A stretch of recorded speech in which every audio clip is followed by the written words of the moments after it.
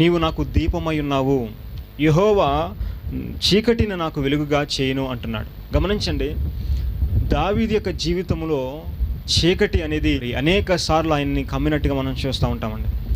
శ్రమలు అనే చీకటి, శత్రువు అనే చీకటి, అపాయం అనే చీకటి అనేక సార్లు దావీదును చుట్టుముట్టిన సమయంలో, దావీదు ఆ చీకటిలో ఉండిపోయిన సమయంలో ఆయనని ముందుకు నడిపించి క్షేమంగా ముందుకు నడిపించింది ఎవరంటే, చీకటిలో దేవుడే ఆయనకు ఒక దీపంగా ఉండి ఆయన్ని సురక్షితమైన పరిస్థితుల్లోకి దేవుడు నడిపించాడు. అందుకనే ఇక్కడ దావీదు అంటున్నాడు, యెహోవా నీవు నాకు దీపమై ఉన్నావు.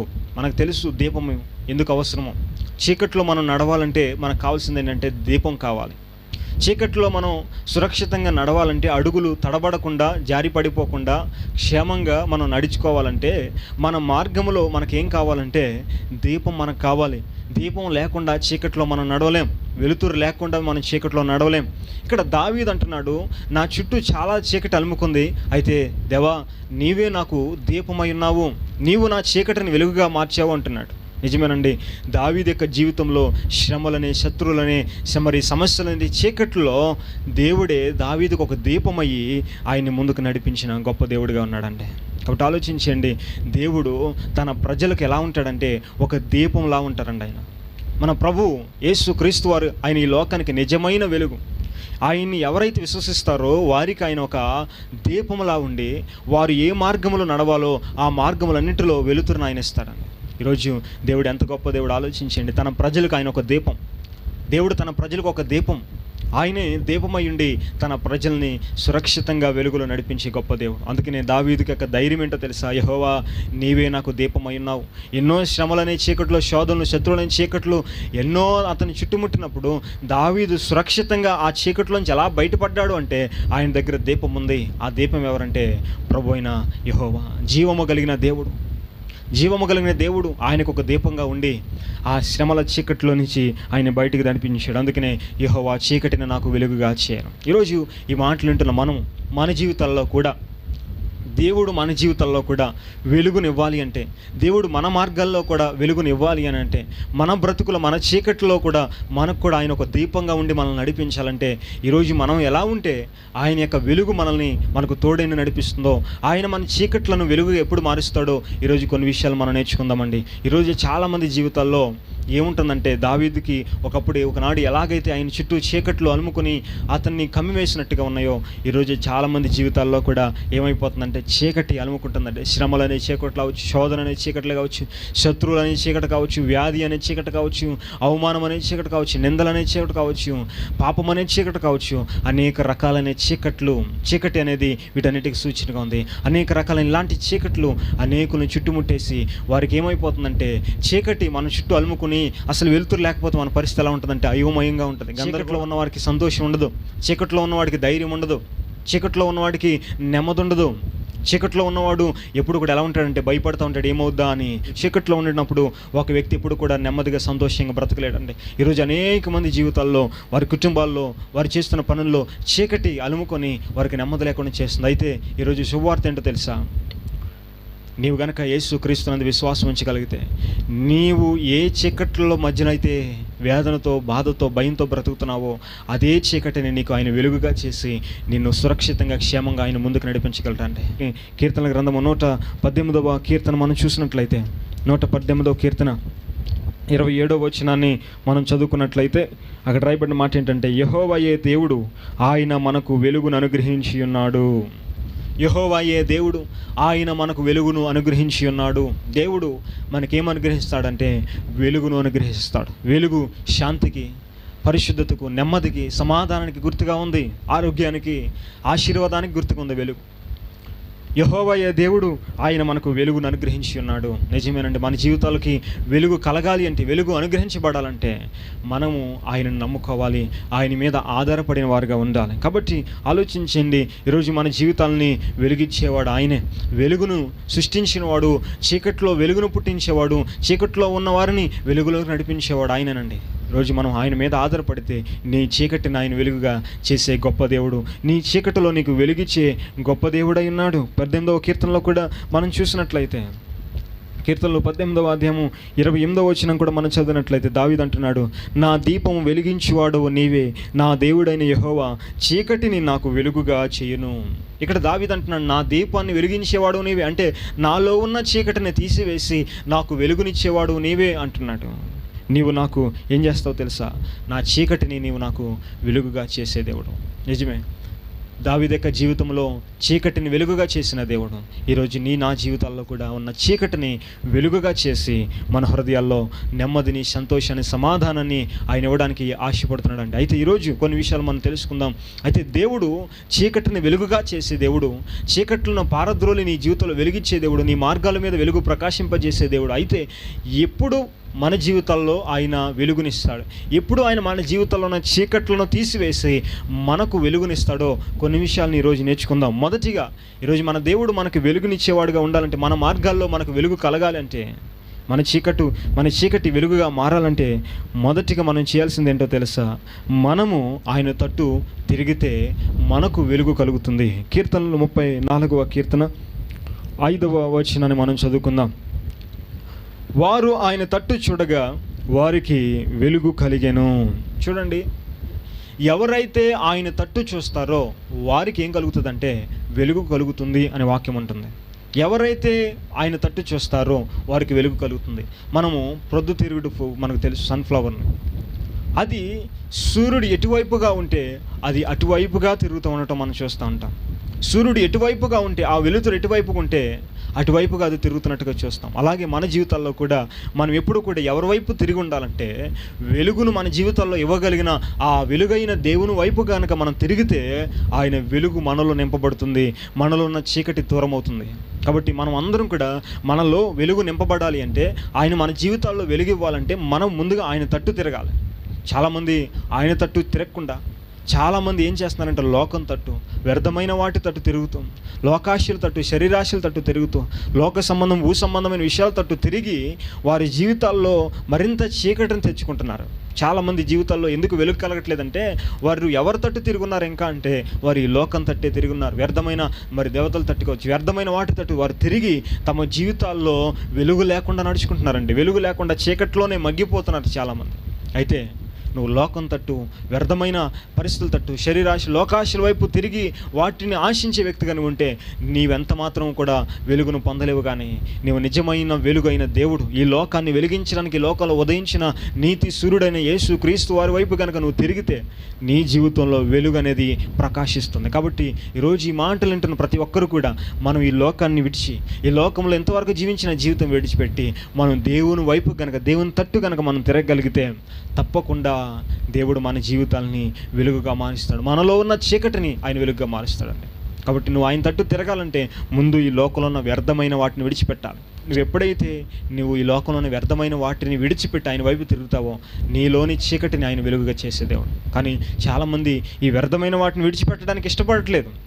ఇంకా లోకాశలోనే జీవించడానికి వారు ఆశపడుతూ ఇంకా ఈ చీకటి లోకంలోనే, ఈ అపవిత్రమైన ఈ పాపపు లోకంలోనే బ్రతకడానికి ఆశపడేవారు ఉంటున్నారు. కాబట్టి చీకటి అనేది వారిలో మిగిలిపోతుంది, కానీ వెలుగులో వారు నడవలేకపోతున్నారు. అయితే ఈరోజు దేవుడు మనతో అందరితో మాట్లాడుతున్నారండి. నీవు ఈరోజైనా వ్యర్థమైన వాటిని విడిచిపెట్టి ఈ లోకంలో నువ్వు ఏదైతే వ్యసనాల్లో జీవిస్తున్నావో, నువ్వు ఏదైతే వ్యర్థమైన అపవిత్రమైన అలవాట్లలో ఉన్నావో, ఏదైతే వ్యభిచారంలో, ఏదైతే మోసంలో, ఏదైతే అన్యాయంలో, అక్రమంలో జీవిస్తున్నావో, ఏ అపవిత్రమైన శాపకరమైన జీవితం జీవిస్తున్నావో, దేవునికి ఇష్టమైన జీవితం ఏదైతే జీవిస్తున్నావో దాన్ని విడిచిపెట్టి నువ్వు దేవుని వైపుకు తిరుగు, దేవుని తట్టుకు తిరుగు, దేవుని ఆశ్రయించు. తప్పకుండా నీలో వెలుగుని దేవుడు అనుగ్రహిస్తాడు.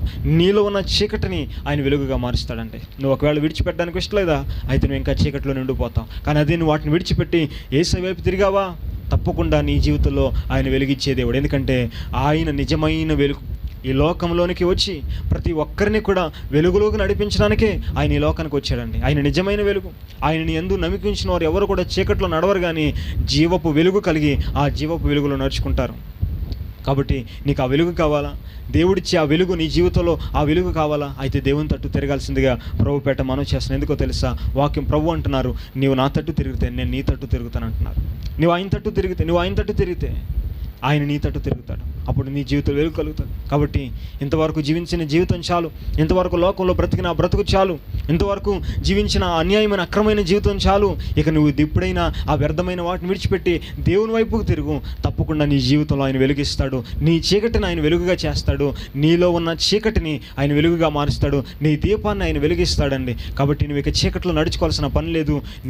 నీవు జీవపు వెలుగు కలిగి నడుచుకునే అద్భుతమైన అవకాశం దేవుడు ఇస్తున్నాడు. కాబట్టి నువ్వు ఆయన తట్టు తిరిగితే నీ తట్టు ఆయన తిరుగుతాడు. కాబట్టి ఈ రోజైనా మరి వ్యర్థమైన వాటిని విడిచిపెట్టి దేవుని తట్టు తిరగాల్సిందిగా ప్రభుపేట మీకు మనవి చేస్తున్నాను. కాబట్టి దేవుని తట్టు తిరుగుదామండి. దేవుని తట్టు తిరిగి ఆయన ఇచ్చే వెలుగు చేత నింపబడి ఆ శాంతి సమాధానం అనుభవిస్తూ ఈ లోకంలో ప్రభు యొక్క కృపలో మనం వర్ధిల్లుదాం. ఇంకొక విషయం ఏంటంటే, రెండో విషయం ఏంటంటే, మన జీవితాల్లో దేవుడు వెలుగు ఇవ్వాలి అంటే, మన చీకటిని దేవుడు వెలుగుగా మార్చాలంటే రెండో విషయాన్ని మీకు జ్ఞాపకం చేస్తున్నాను. ఏంటంటే, మనము ప్రార్థన చేయగలిగినట్లయితే, ఆయన యందు విశ్వాసం ఉంచి ఆయన నామాన్ని బట్టి మనం ప్రార్థన చేయగలిగితే ఆయన మన జీవితాల్లో వెలుగుని ఇస్తారని వాక్యం మనకి తెలియజేస్తుంది. యోబు గ్రంథం 22వ అధ్యాయము 27-28 వచనాలు మనం చదువుకుందాం. నీవు ఆయనకు ప్రార్థన చేయగా ఆయన నీ మనవి ఆలకించును. నీ మొక్కుబళ్లను నీవు చెల్లించదు. మరియు నీవు దేనినైనా యోచన చేయగా అది నీకు స్థిరపరచబడును. నీ మార్గముల మీద వెలుగు ప్రకాశించును. నీ మార్గముల మీద వెలుగు ప్రకాశించును. అవును, నీ మార్గాల మీద వెలుగు ప్రకాశించాలంటే నీవు దేవునికి ఇష్టడుగా జీవిస్తూ నువ్వు గనక ప్రార్థన చేయగలిగితే, దేవునికి ఇష్టమైన జీవితం జీవిస్తూ నువ్వు ప్రార్థన చేయగలిగితే నీ మార్గాల మీద ఆయన వెలుగును ప్రకాశింపజేస్తారు. కాబట్టి నువ్వు ఎంతవరకు చీకట్లో బ్రతుకుతున్నావా? చీకట్లో బ్రతుకుతూ భయంతో, ఆందోళనతో, కలవరంతో, నెమ్మది లేకుండా జీవిస్తున్నావా? అయితే ఇప్పుడైనా మోకరించి ప్రభు సన్నిధిలో ప్రార్థన చేయి. ఇప్పుడైనా మోకరించి ప్రభువును వేడుకో. దేవుని సన్నిధిలో తగ్గించుకొని ప్రార్థన చేయి. తప్పకుండా నీ జీవితంలో ఆయన వెలిగిస్తాడండి. ఆయన తప్పకుండా వెలిగిస్తాడు. ప్రార్థన చేస్తే తప్పకుండా నీ జీవితంలో, నీ కుటుంబంలో నువ్వు ఎక్కడైతే చీకటిని అనుభవిస్తున్నావో అక్కడ ప్రతి చోట కూడా దేవుడు తప్పకుండా వెలుగునిస్తాడు. నీ మార్గాల మీద తన వెలుగును ఆయన ప్రకాశింపజేస్తాడు. ఒకానొక సమయంలో అపోస్తలుడైన పేతురు గారిని కొంతమంది విరోధులు అన్యాయంగా చెరసాల్లో వేశారు. ఎప్పుడైతే చెరసాల్లో వేశారో, దైవజనుడు చెరసాల్లో వేయబడ్డాడని సంఘమంతా కూడా ఒక చోట, ఒక ఇంట కూడంట వారందరూ కూడా అత్యాసక్తితో ప్రార్థన చేయడం మొదలెట్టారంట. ఎప్పుడైతే వారు అత్యాసక్తితో ప్రార్థన చేస్తున్నారో ఏం జరిగిందో ఒకసారి మనం చూద్దాం. అపోస్తల కార్యములు 12వ అధ్యాయం 7వ వచనం చదువుదాం. ఇదిగో ప్రభువు దూత అతని దగ్గర నిలిచెను. అతడుండిన గదిలో వెలుగు ప్రకాశించెను. ఏం జరిగిందో మనం ఇక్కడ చూస్తే, అపోస్తలుడైన పేతురు గారి గురించి, మా దైవజనుని అన్యాయంగా చెరసాల్లో వేశారు, ప్రభువా దైవజనుని విడిపించండి అని అత్యాసక్తితో సంఘమంతా కలిసి ప్రార్థన చేస్తుంటే ఏం జరిగిందో తెలుసా? పేతురు గారు ఉన్న ఆ చీకటి గదిలో దేవుని దూత రాగానే ఆ గదిలో వెలుగు ప్రకాశించింది. అంటే పేతురు గారు ఉన్న గదిలోకి వెలుగు ఎందుకు వచ్చిందంటే, సంఘము చేసిన ప్రార్థన వలన చీకటిలో ఉన్న ఆ పేతురు గారు నా గదిలోకి వెలుగు ప్రకాశించిందండి. ఆలోచించండి, సంఘము చేసింది ఏంటంటే ప్రార్థన. ఎప్పుడైతే వారు ప్రార్థన చేశారో పేతురు గారిని తీసుకెళ్ళి ఒక చీకటి గదిలో వేసేశారు, ఒక అంధకారం ఉన్న గదిలో వేసేశారు. అయితే సంఘము చేస్తున్న ప్రార్థన వినిన దేవుడు తన దూతను పంపించి పేతురు గారిని విడిపించారు. అయితే ఆ దూత ఆ గదిలోకి రాగానే వెలుగు ప్రకాశించింది. ఆ చీకటి గదిలో వెలుగు వచ్చింది. కాబట్టి ఆలోచించండి, ఎప్పుడైతే వెలుగు వచ్చిందో ఆ వెలుగు ప్రకాశించగానే ఆ వెలుగు వచ్చిన తర్వాత జరిగిన అద్భుతమైన కార్యం ఏంటో తెలుసా? వెలుగు ఎప్పుడైతే ప్రకాశించిందో, వెలుగు ప్రకాశించిన తర్వాత పేతురు గారి చేతులకున్న కాళ్ళకున్న సంఖ్యలు విడిపోయాయి. పేతురు గారు నడుస్తున్నప్పుడు అడ్డుగా ఉన్న మరి ఇనప ద్వారాలు, అన్ని ద్వారాలు తెలుసుకోవడం జరిగింది. పేతురు గారు సురక్షితంగా బయటపడడం జరిగింది. అంటే చూడండి, వెలుగుకు ముందు ఎలా ఉందంటే పేతురు గారి చేతులకి సంఖ్యలు ఉన్నాయి. వెలుగుకు ముందు పేతురు గారు చీకట్లో ఉన్నారు. వెలుగుకు ముందు అన్ని ద్వారాలు మూయబడ్డాయి. కానీ వెలుగు ప్రకాశించిన తర్వాత మరి సంఖ్యలు తెగిపడ్డాయి. వెలుగు ప్రకాశించిన తర్వాత ద్వారాలు తెరుచుకున్నాయి. వెలుగు ప్రకాశించిన తర్వాత సురక్షితంగా ఆయన బయటపడ్డాడు. పేతురు గారి కోసం సంఘం చేసిన ప్రార్థన వెలుగునిచ్చింది. ఆ వెలుగు ప్రకాశించిన తర్వాత సంకెళ్ళన్నీ ఊడిపోయి దుఃఖమంతా తొలగిపోయి సంతోషము పేతురు గారి హృదయంలోను సంఘములోని ప్రతి వారి హృదయంలోనూ సంతోషం కలిగింది. ఎప్పుడో తెలుసా? వారు చేసిన ప్రార్థన ద్వారా వెలుగు ప్రకాశించింది. ఆ వెలుగు ప్రకాశించిన తర్వాత వారి హృదయాల్లో సంతోషం కలిగింది. కాబట్టి ఈరోజు ఈ మాటలు వింటున్నవారు మీ జీవితాల్లో కూడా సంతోషం లేకుండా చీకటి పరిస్థితుల్లో మగ్గిపోతున్నారు. నెమ్మది అనేది లేక దుఃఖముతో కన్నీటితో వేదంతో బ్రతుకుతున్నారా? అయితే మనం కూడా చేయాల్సింది ఏంటో తెలుసా?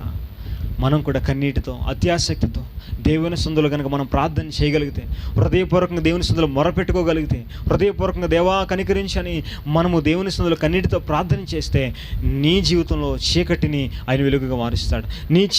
నీలో ఉన్న ఆ చీకటిని ఆయన వెలుగుగా మారుస్తాడు.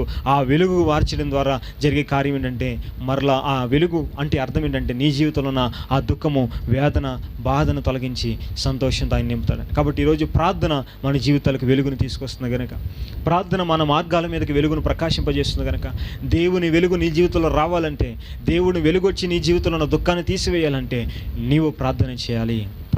కాబట్టి ఇప్పుడైనా ఆసక్తి కలిగి ప్రార్థన చేయండి. ఇప్పుడైనా పట్టుదల కలిగి భారం కలిగి ప్రార్థన చేయండి. ఇప్పుడైనా ఎడతెగక విసుగక ప్రార్థన చేయండి. నీ ప్రార్థనని విశ్వాసంతో కనుక నువ్వు ప్రార్థన చేస్తే, తగ్గించుకుని నువ్వు ప్రార్థన చేస్తే, పరిశుద్ధమైన జీవితం కలిగి దేవునికి ఇష్టమైన జీవితం కలిగి దేవునికి నువ్వు ప్రార్థన చేయగలిగితే తప్పకుండా నీ జీవితంలో ఉన్న చీకటిని దేవుడు వెలుగుగా మారుస్తాడని ప్రభుపేట మీకు మనవి చేస్తాను. కాబట్టి ఈ రోజు నుంచి ప్రార్థించడం ప్రారంభించండి. విశ్వాసంతో చేయండి ప్రార్థన ఇస్తున్నాను. కాబట్టి మరి ప్రార్థన చేయండి. వెలుగును దేవుడు తప్పక మీ జీవితాలను అనుగ్రహిస్తాడు. మరొక విషయం ఏంటంటే, మన జీవితాల్లో వెలుగు అనేది ప్రకాశించాలి అని అన్నట్లయితే మన జీవితాల్లో లేదా మన హృదయంలో ఏముండాలి అని అంటే వాక్యము ఉండాలి. వాక్యము ద్వారానే మనము వెలుగును పొందుకోగలుగుతాం. వాక్యము లేకపోతే మన జీవితాల్లో వెలుగును మనం పొందలేం. మరి వాక్యము ద్వారా మనం వెలుగును పొందుకుంటాం మన జీవితాల్లో. 119వ కీర్తన 105వ వచనాన్ని మనం చదువుకుందాం. 119వ కీర్తన 105వ వచనము. నీ వాక్యము నా పాదములకు దీపమును, నా త్రోవకు వెలుగునై ఉన్నది. వాక్యము వెలుగై ఉన్నది, వాక్యము దీపమై ఉన్నది. కాబట్టి ఈరోజు మన జీవితాల్లో ఉన్న చీకటి తొలగిపోవాలి అన్నట్లయితే దేవుని యొక్క వాక్యము అనే దీపము మనతో ఉండాలి. మన మార్గాల్లో, మన త్రోవల్లో మనము వెలుగుతో నడుచుకోవాలన్నట్లయితే మన దగ్గర వాక్యం అనే దీపం ఉండాలి. వాక్యం అనే దీపము వెలుగిస్తుంది. ఆ వాక్యం అనే వెలుగు ద్వారా మనము క్షేమంగా ముందుకు నడుస్తామండి. మనలో ఉన్న చీకటి వెలుగుగా మారుతుంది. కాబట్టి ఈరోజు చాలామంది జీవితాల్లో ఎందుకు చీకటి ఎలుబడి చేస్తుంది? ఎందుకు వారి కుటుంబాల్లో, వారి హృదయాల్లో ఎందుకు చీకటి దుఃఖము, వేదన, శోధన, బాధలు, సమస్యలు, నెమ్మది లేని పరిస్థితి, ఎందుకు ఇలాంటి చీకటి వారి జీవితాల్లో హృదయాలు వెలుబడి చేస్తుందంటే వారి హృదయాల్లో వాక్యం అనే వెలుగు లేదు, వాక్యం అనే దీపం వారి దగ్గర లేదు. చాలామంది వాక్యాన్ని నిర్లక్ష్యం చేస్తున్నారు. అందుకని చీకటి వారి జీవితాలు వెలుబడి చేస్తుందంట. వాక్యాన్ని నిర్లక్ష్యం చేయడం ద్వారానే చీకటి. వాక్యాన్ని మనం ఎప్పుడైతే మన హృదయంలో పెట్టుకుంటామో ఈ వాక్యం అనే వెలుగు మనలో ఉన్న చీకటిని పారద్రోలి నెమ్మదిస్తుంది. అంటే ఈరోజు మాటలు వింటున్న వారు దయచేసి వాక్యాన్ని నిర్లక్ష్యం చేయకండి. వాక్యాన్ని ధ్యానించండి. వాక్యం కొరకు ఆసక్తి చూపించండి. వాక్యాన్ని మీ హృదయంలో దాచుకోండి. వాక్యం అనే దీపము మీ హృదయాల్లో ఉంటే మీ హృదయంలో ఎటువంటి చీకటి ఉండదండి. నీ అడుగులు జారి పడకుండా ఉండాలంటే వాక్యం అనే వెలుగు నీ దగ్గర ఉండాలి. వాక్యం అనే దీపం నీ దగ్గర ఉండాలి. అప్పుడు నువ్వు సురక్షితంగా నీ మార్గంలో నడుచుకోగలుగుతావు, క్షేమకరమైన జీవితాన్ని వర్ణించగలుగుతావు. కాబట్టి వాక్యాన్ని ధ్యానించాల్సిందిగా ప్రభుపేట మనవి చేస్తున్నాను ఉంటుంది. వాక్యం మనం నిర్లక్ష్యం చేస్తున్నాం కాబట్టి చీకటి మనలో ఉంటుంది కనుక ఈ రోజైనా వాక్యాన్ని నిర్లక్ష్యం చేయకుండా వాక్యాన్ని చదవటం ప్రారంభించండి. తప్పకుండా దేవుని యొక్క వెలుగు నీ జీవితంలో ప్రకాశిస్తుందని కూడా ప్రభుపేట మీకు మనవి చేస్తున్నాను. అదేవిధంగా నాలుగో విషయం ఏంటంటే, మన జీవితాల్లో దేవుడు వెలుగునివ్వాలి అని అన్నట్లయితే మనము యథార్థవంతులుగా జీవించాలి. అప్పుడు మనకు వెలుగు కలుగుతుందని వాక్యం ఉంటుంది. 112వ కీర్తన 4వ వచనాన్ని మనం చదువుకుందాం. యథార్థవంతులకు చీకటిలో వెలుగు పుట్టును, యథార్థవంతులకు చీకటిలో వెలుగు పుట్టును అనే మాట అక్కడ చదువాం. నిజమే. ఎవరికి వెలుగును దేవుడిస్తాడు? దేవుని యొక్క వెలుగు ఎవరి మార్గాల మీద ప్రకాశిస్తుంది? ఎవరి జీవితాల్లో ఉన్న చీకటిని ఆయన వెలుగుగా చేస్తాడంటే యథార్థవంతులైన వారి జీవితాల్లో ఉన్న చీకటిని దేవుడు వెలుగుగా మారుస్తాడు. వారికి యథార్థవంతుల కంటే చీకటిలో కూడా వెలుగు పుడుతుందంట. ఆ వెలుగుని ఎవరిస్తారంటే దేవుడే, ప్రభువే అనుగ్రహిస్తారు. యథార్థవంతులైన వారి జీవితాల్లో ఉన్న చీకటిని ఎప్పుడు ఆ చీకటిగా ఉండిపోదు. ఆ చీకటిలో కూడా దేవుడు వెలుగు వారికి ఇచ్చి వారిని నెమ్మదితో దేవుడు నడిపిస్తాడండి. కాబట్టి నువ్వు యథార్థవంతురాలుగా జీవిస్తే, నీతిమంతుడుగా దేవునికి ఇష్టడుగా బ్రతికితే నీ జీవితంలో ఉన్న చీకటిని దేవుడు వెలుగుగా చేస్తాడు. నీలో ఉన్న చీకటిని పారద్రోలి నీ జీవితంలో దేవుడు వెలిగిస్తాడండి. ఈరోజు యథార్థవంతులుగా జీవిస్తున్నావా? కొన్ని సమస్యలు, శోధనలు తాత్కాలికంగా రావచ్చేమో కానీ శాశ్వతమైన ఆనందాన్ని దేవుడు నీకు ఇవ్వబోతున్నాడు. యథార్థవంతులుగా జీవించినప్పుడు, కొన్నిసార్లు నీతిమంతులుగా జీవించినప్పుడు లోకంలో కొందరు శత్రులుగా మారచ్చు, నేను ఇబ్బంది పెట్టేవారుగా తయారవ్వచ్చు. నీ గురించి చెడ్డ మాటలు పలికి నేను ఇబ్బంది పెట్టడానికి సాతాను రకరకాల మనుషులను ప్రేరేపిస్తుండూ ఉండొచ్చు. అయితే నువ్వు యథార్థవంతులుగా జీవించు. ఈ అవమానము, ఈ శ్రమలు, ఈ బాధలనే చీకట్లు తొలగిపోయి ఒకరోజు తప్పకుండా నీకు వెలుగు కలుగుతుంది. యథార్థవంతుల్ని ఎప్పుడు కూడా దేవుడు విడిచిపెట్టే దేవుడు కాదు. యథార్థవంతుల్ని చీకట్లో వదిలిపెట్టేసే దేవుడు కాదు. నీతిమంతుల్ని చీకట్లో వదిలిపెట్టేసే దేవుడు కాదు. కానీ నీతిమంతులకి, యథార్థవంతులకి తప్పకుండా దేవుడు వెలుగును అనుగ్రహిస్తారు. కాబట్టి ఇదే నిరీక్షణతో మీరు ఉండాల్సిందిగా మనం చేస్తున్నాను.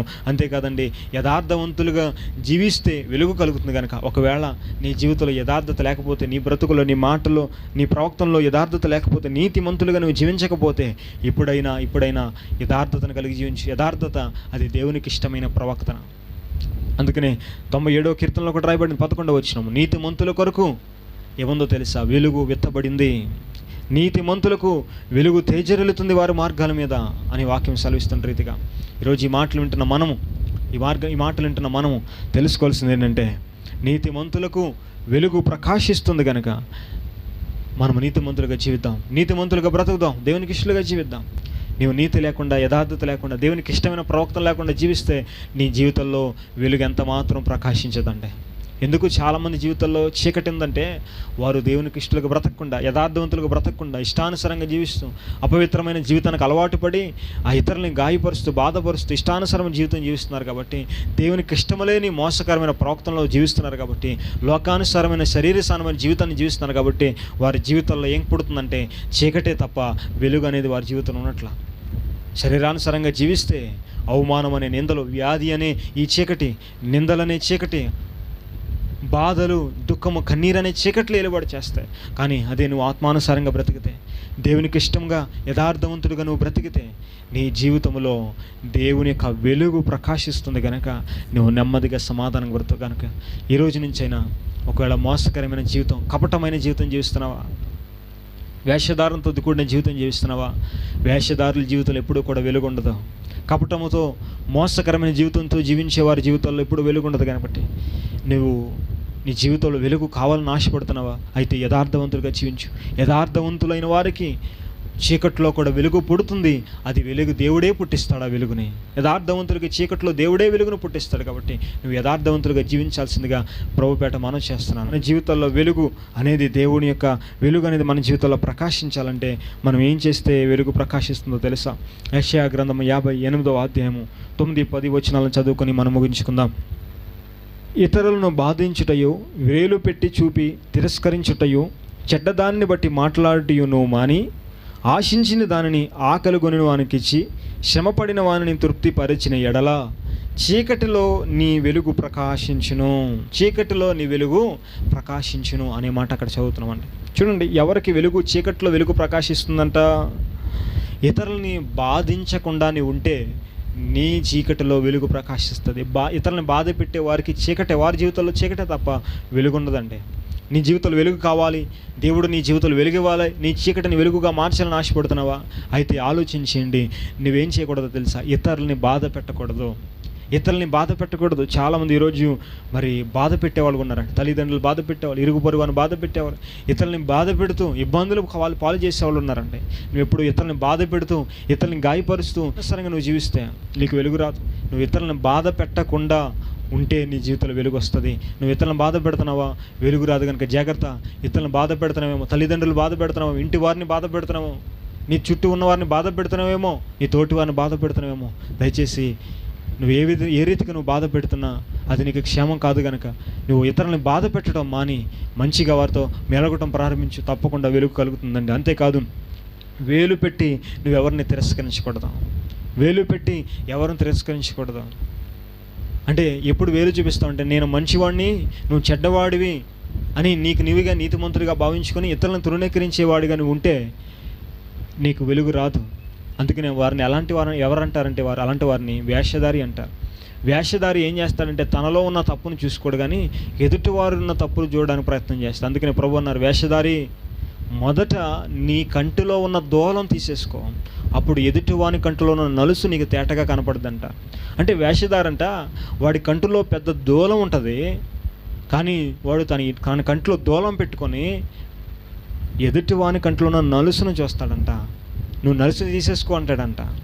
ముందు నీ కంటిలో ఉన్న దూలం తీసుకో, ఆ తర్వాత ఎదుటివాని కంటిలో ఉన్న నలుసు తీయడానికి నీకు బాగా కనపడుద్ది అంటున్నారు. కాబట్టి నీకు నువ్వుగా నీతిమంతుడిగా భావించి అన్ని రకాల వ్యర్థమైన జీవితాలు జీవిస్తూ నీలోనే అసహ్యమైన బ్రతుకు నువ్వు కలిగి ఉండి ఎదుటివారిని వేలు పెట్టి తిరస్కరిస్తూ నువ్వు ఇదని ఇతరులను నిందించే ఆ బ్రతుకు నువ్వు బ్రతికితే నీకు వెలుగు రాదు. కాబట్టి నిన్ను నువ్వు పరీక్షించుకొని నీలో ఉన్న పొరపాట్లేంటో సరి చేసుకుంటే అప్పుడు నీకు వెలుగు కలుగుతుంది. అంతేకాదండి, వెలుగు పలగాలంటే ఇంకోటి ఏంటో తెలుసా, చెడ్డదాన్ని నువ్వేం చేయకూడదంట, మాట్లాడకూడదు. చెడ్డదాన్ని బట్టి నువ్వు మాట్లాడకూడదు, చెడ్డగా నువ్వు మాట్లాడకూడదు. నువ్వు చెడ్డగా మాట్లాడితే నీ జీవితంలో చీకటే ఉంటుంది, కానీ నువ్వు చెడ్డదాన్ని మాట్లాడకుండా చక్కగా మాట్లాడగలిగితే నీ జీవితంలో వెలుగు కలుగుతుంది. నువ్వు గనక మంచి రోజులు నీ జీవితంలో కావాలని ఆశపడుతున్నావా, అయితే చెడ్డదాన్ని పలకకుండా, కపటమైన దాన్ని పలకకుండా నీ నోటిని, నీ నాలుకను ఏం చేయాలంటే జాగ్రత్తగా కాచుకుంటే నీకు మంచి రోజులు వస్తాయి. ఎందుకో తెలుసా, నీ జీవితంలో దేవుడు వెలిగిస్తాడు కాబట్టి. దేవుడు నీకు వెలుగు ఇవ్వాలంటే నువ్వు చెడ్డదాన్ని మాట్లాడకుండా, చెడ్డవాటిని మాట్లాడకుండా నీ నోటిని అదుపు చేసుకో. చాలామంది నోటితో బూతులు మాట్లాడుతున్నారు, ఇతరులని గాయపరిచే మాటలు, ఇతరులను నిందించే మాటలు, లేనిపోయిన వాటిని కల్పించుతూ, ఇతరుల మీద కొండాలు చెప్తూ, ఇతరులను గాయపరుస్తూ, బాధ పెడుతూ రకరకాలైన అసహ్యమైన మాటలు మాట్లాడే వాళ్ళు ఉన్నారండి. దయచేసి ఒకళ్ళు నువ్వు బూతులు మాట్లాడుతున్నావా, ఇతరులని నిందించే మాటలు మాట్లాడుతున్నావా, ఇతరుల మీద లేనిపోయిన వాటిని కల్పిస్తూ మాట్లాడుతున్నావా, ఇతరుల గురించి కొండాలు చెప్తున్నావా, వారది వీరది అనుకుంటూ ఇతరుల గురించి చెడ్డగా లోకమంతా ప్రచారం చేస్తున్నావా, అయితే నీ బ్రతుకులో చీకటే తప్ప వెలుగు అనేది రాదండి. నువ్వు ఎప్పుడైతే నీ నోటిని అదుపు చేసుకుంటావో దేవుడు నీ జీవితంలో వెలిగిస్తాడు. అంతేకాదండి, ఇంకొక మాట రాయబడింది, మరి ఆశించిన దాన్ని ఆకలి కొని వారికి ఇవ్వాలంట. ఆకలి కొన్నవాడు అంటే మరి సహాయం కావలసిన వాడికి నువ్వు సహాయం చేస్తే తప్పకుండా వెలుగు వస్తుంది. అంతేకాదు, శ్రమ పడే వారిని తృప్తిపరిస్తే, శ్రమలో ఉన్న వారిని నువ్వు ఆదుకుంటే, కావలసిన వారికి ఇస్తే, శ్రమలో ఉన్న వారిని ఆదుకుంటే అప్పుడు నీకు వెలుగు ప్రకాశిస్తుంది. కాబట్టి మనందరం కూడా ఇతరులకి సహాయం చేయాలి. ఆ ఇబ్బందులు ఉన్నవారా, శ్రమలో ఉన్నవారా వారిని ఆదుకో. ఆకలి కొని సహాయం కొరకు ఎదురు చూస్తున్నారో వారికి నువ్వు సహాయం చేయి, అప్పుడు తప్పకుండా నీ జీవితంలో దేవుడు వెలిగిస్తారు. కాబట్టి ఈరోజు ఈ మాటలు వింటున్న ప్రతి ఒక్కరు కూడా, ఈ మాటలు వింటున్న ప్రతి వారి జీవితాల్లో కూడా ప్రభు బిడ్డనే మనం చేసేది ఏంటంటే, మీ జీవితంలో ఉన్న చీకటిగా ఇక ఉండకుండా ఉండాలి అన్నట్లయితే, ఇక నీ జీవితంలో చీకటి కాకుండా వెలుగు నీ జీవితంలో ఉండాలి అన్నట్లయితే ఈరోజు ఈ విన్న మాటల ప్రకారం మీరు జీవించాల్సిందిగా ప్రభు బిడ్డ మనం చేస్తుంది. కాబట్టి మరి మన జీవితాల్లో దేవుడు వెలుగు ఇవ్వాలంటే, మన చీకటి దేవుడు వెలుగుగా మార్చాలంటే మొదటిగా మనం దేవుని తట్టు తిరగాలండి. రెండవదిగా మనం దేవుని సన్నిధిలో ప్రార్థన చేయాలి. మూడవదిగా మన జీవితంలో వాక్యం ఉండాలి, వాక్యాన్ని ధ్యానించి వాక్యాన్ని మన హృదయంలో కలిగి ఉండాలి. నాలుగవదిగా మనం యథార్థవంతులుగా జీవించాలి. ఐదవదిగా యెషయా గ్రంథంలో చెప్పినట్టుగా నువ్వు ఎవరిని కూడా బాధించకుండా, ఎవరిని కూడా తిరస్కరించకుండా, ఎవరి గురించి చెడ్డ మాటలు పలకుండా నీ నోటిని కాపాడుకోగలిగితే, ఇతరులకి ఆకలి కొని వారికి ఆహారం ఇచ్చి సహాయం చేయగలిగితే, శ్రమలో ఉన్నవారిని నువ్వు తృప్తిగా పరచగలిగితే అప్పుడు నీ జీవితంలో వెలుగు కలుగుతుందని ఈరోజు పరిశుద్ధ గ్రంథంలోంచి కొన్ని శ్రేష్టమైన విషయాలు మనం నేర్చుకున్నాం. కాబట్టి ఈరోజు ప్రభువు అందరి జీవితాల్లో వెలుగు ఇవ్వడానికి ఇష్టపడుతున్నాడు. అయితే నీవు కూడా ఈరోజు చెప్పబడిన ఈ మాటల ప్రకారం జీవించడానికి మంచి తీర్మానం చేసుకోవాల్సిందిగా ప్రభుపేట మనం చేస్తున్నాను. దేవుడి కొద్ది మాటలు మన వెనుకల్లో దీవించి ఆస్వాదించునుగాక. ఆమేన్.